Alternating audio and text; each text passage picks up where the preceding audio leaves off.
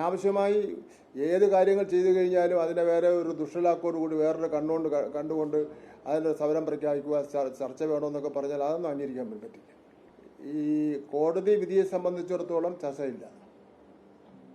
വിദ്യാഭ്യാസ നിയമങ്ങളിലും ചട്ടങ്ങളിലും പറഞ്ഞിരിക്കുന്നതിനെ സംബന്ധിച്ചോളം ചർച്ചയില്ല. ഈ കാര്യത്തെ സംബന്ധിച്ചിടത്തോളം എന്തെങ്കിലും ആശയക്കുഴപ്പമുണ്ടെങ്കിൽ അവർ വന്നു കഴിഞ്ഞാൽ നമുക്ക് ചർച്ച ചെയ്ത് പരിഹരിക്കാം. ആലോചിക്കാൻ പറ്റുമോ ഈ സാഹചര്യത്തിൽ? ചർച്ച എന്ന് പറയുമ്പോൾ അവരെ മാത്രം ആയിരിക്കുമല്ലോ ചർച്ചയ്ക്ക്. ഇതിന് സംശയമുള്ളവരെല്ലാവരും വിളിക്കണമല്ലോ. വിളിച്ചിട്ട് ശേഷം ഇതിൽ നിയമപ്രശ്നങ്ങളും കോടതി പ്രശ്നങ്ങളും പറയേണ്ടതായിട്ടിരിക്കുന്നു. അത് മാത്രമല്ല, ഞാൻ പറഞ്ഞ കാര്യങ്ങൾ വെച്ച് നോക്കുമ്പോൾ നമുക്ക് സാമാന്യമായിട്ട് ഉള്ള കാര്യങ്ങൾ വിലയിരുത്തുന്ന ആളെ സംബന്ധിച്ചിടത്തോളം ഇതാണോ ചർച്ച ചെയ്യേണ്ടത് എന്നുള്ളതിന് തോന്നുകയേ ഉള്ളൂ. 8, 9, 10 ക്ലാസ്സിലത്തേക്കുള്ള കാര്യമാണ്. ഒരു അനാവശ്യമായി ഏത് കാര്യങ്ങൾ ചെയ്തു കഴിഞ്ഞാലും അതിനെ വേറെ ഒരു ദുഷ്ടലാക്കോടുകൂടി വേറൊരു കണ്ടുകൊണ്ട് അതിൻ്റെ സമരം പ്രഖ്യാപിക്കുക, ചർച്ച വേണമെന്നൊക്കെ പറഞ്ഞാൽ അതൊന്നും അംഗീകരിക്കാൻ പറ്റില്ല.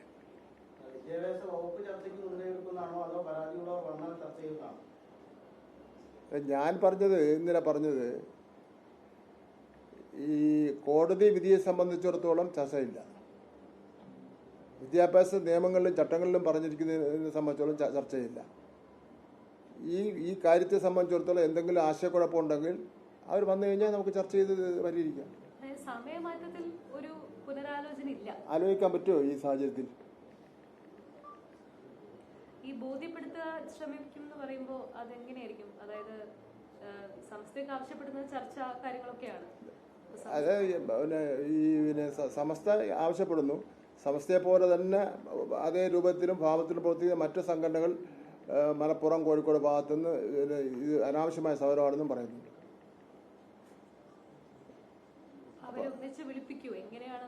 അല്ല, വരട്ടെ. ഇനിയും മെമ്മോറണ്ടങ്ങളോ വരട്ടെ. അത് വെച്ചിട്ട് ബഹുമാനപ്പെട്ട മുഖ്യമന്ത്രി 16-ാം തീയതി വരുമല്ലോ. അതിനുശേഷം ആലോചിക്കാം.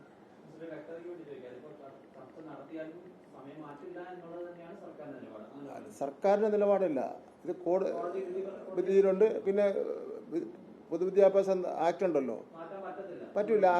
നമ്മൾ കുറവാണ്. മറ്റ് സംസ്ഥാനങ്ങളെ അപേക്ഷിച്ച് നോക്കുമ്പോൾ നമ്മൾ 15 ദിവസം 20 ദിവസം കുറവാണ് നമ്മളെ വീട്ടിൽ പഠിക്കുന്നത്.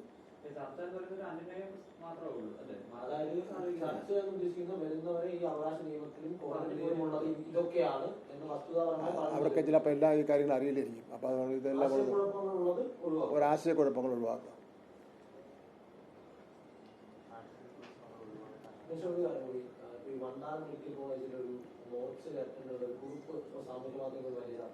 ഞാൻ കണ്ടില്ല. അദ്ദേഹം പറഞ്ഞത് അതിന്റെ പോസ്റ്റിൽ ഉള്ളത് ഇങ്ങനെയാണ്: 13 വയസ്സും 14 വയസ്സും സ്കൂൾ കുട്ടികൾ ചെറിയ കാര്യങ്ങൾക്ക് പോലും ആത്മഹത്യ ചെയ്യുന്ന സമീപനം ഉണ്ടാകുന്നു. അദ്ദേഹം നിരവധി മൃതദേഹം ഇങ്ങനെ കൊണ്ടുവരുന്ന കാണുന്നു. അതായത് അമ്മ വഴക്ക് പറഞ്ഞു, ഫോൺ വാങ്ങി കൊടുത്തില്ല എന്നൊക്കെ പറഞ്ഞു. അപ്പൊ അതിന് കുട്ടികൾക്ക് എന്തെങ്കിലും സ്കൂൾ തലത്തിൽ മാനസിക പിന്തുണ കൂടുതൽ പ്രവർത്തനങ്ങൾ നടത്താൻ കഴിയും. നമ്മുടെ ഈ ലഹരി വിരുദ്ധത്തിന്റെ ഒരു പ്രധാനപ്പെട്ട ഇനം അത് തന്നെയാണ്.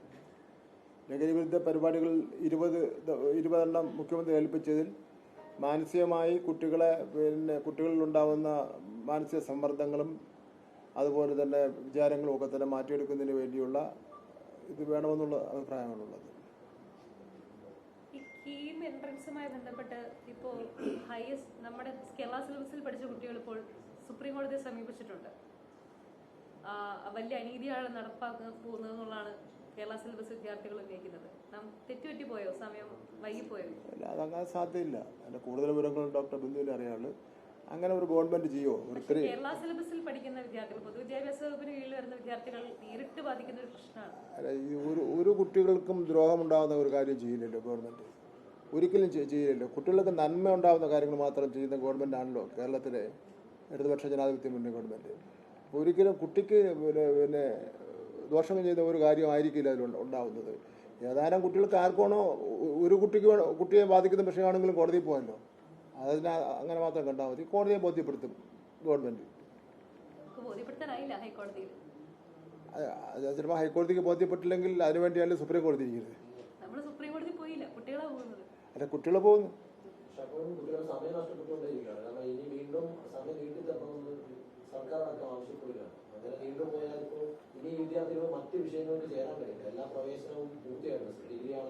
പ്രശ്നം ഉണ്ടായതെല്ലാം ഉണ്ടാവുമല്ലോ. നമുക്ക് അങ്ങനെ നഷ്ടപ്പെടാതിരിക്കാൻ നോക്കാം. മുഖ്യമന്ത്രി കൂടി തിരിച്ചെത്തിയിട്ട് ഈ സമയമാറ്റ വിഷയത്തിൽ സമയമാറ്റത്തിൽ കാര്യങ്ങൾ ബോധ്യപ്പെടുത്താനുള്ള, അതായത് CM തിരിച്ചെത്തിയിട്ടേ ഉള്ളൂ, ഉടൻ ആ കാര്യത്തിൽ ഒരു ബോധ്യപ്പെടുത്താനുള്ള ശ്രമവും വിളിച്ചു കൂട്ടുന്നു. അല്ല, അത് ഞാൻ പറഞ്ഞല്ലോ,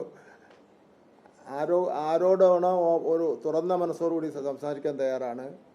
ബോധപൂർവം ഒരു കാര്യവും ഈ കാര്യത്തിൽ ചെയ്തിട്ടില്ല. എല്ലാ നടപടിക്രമങ്ങളും പൂർത്തീകരിച്ച് നിയമത്തിന് വിധേയമായിട്ട് കൊണ്ട് മാത്രമേ ഈ കാര്യങ്ങൾ ചെയ്തിട്ടുണ്ട്.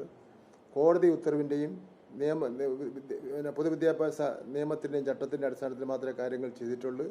ആ കാര്യങ്ങൾ മാറ്റണമെങ്കിൽ വിദ്യാഭ്യാസ വകുപ്പിനോ വിദ്യാഭ്യാസ മന്ത്രിക്കോ മുഖ്യമന്ത്രിക്കോ പോലും മാറ്റത്തിന് വേണ്ടി കഴിയില്ല. മുമ്പ് നടന്നിട്ടുള്ള 1 മണിക്കൂർ നീട്ടിവെച്ചിട്ടുള്ള പ്രീസിഡന്റ് ഞാൻ അവിടെ പറഞ്ഞു.